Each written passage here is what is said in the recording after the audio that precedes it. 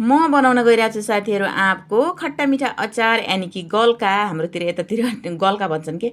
2-4 वटा आँप थियो, यसलाई छिलछाल गरी काटकुट पारी यसको मैले कोया निकाल्न गइरहेको छु है। कोया किनकि तितो तितो हुन्छ नि त, त्यही भएर।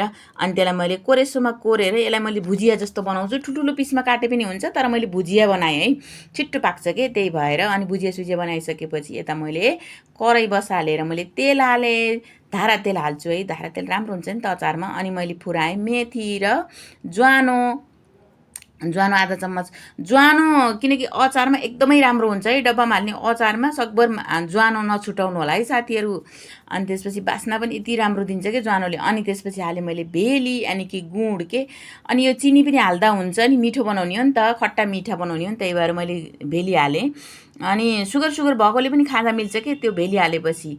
अनि त्यसपछि यता मसला तयार पार्नु पर्यो। यसको लागि जिरा, सोम्फु, धनियाँ, तोरी, अनि त्यसपछि लिएर कलौँजी, अनि 5 मसला हालेर एकछिन मजाले एकछिन फ्राई गर्छु है। अनि फ्राई गरेपछि महँगो बास आउँछ के। अनि त्यसपछि अब यसमा अलिकति पिरो पनि त चाहियो।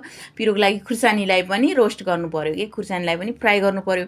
अनि सबै मसलाहरू पिसेर यतिको मसला भयो।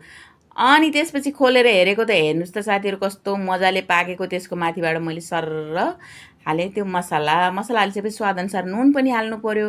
अनि एकछिन चलाएर यसको पानी त सुकाउनु पर्यो नि। यसको पानी सुकाएर आधा चम्मच भेनेगर हालेर यसलाई त्यो सिसाको जारमा स्टोर गर्नुपर्छ। 6 महिना वर्ष दिनसम्म खाँदा पनि केही हुँदैन कि। हेर्नुहोस् त साथीहरू कस्तो मजाको भयो है आमको खट्टा मिठा चटनी अचार यानि कि गल्का। अनि जति बेला रोटीसँग खाए पनि भयो, भातसँग खाए पनि भयो।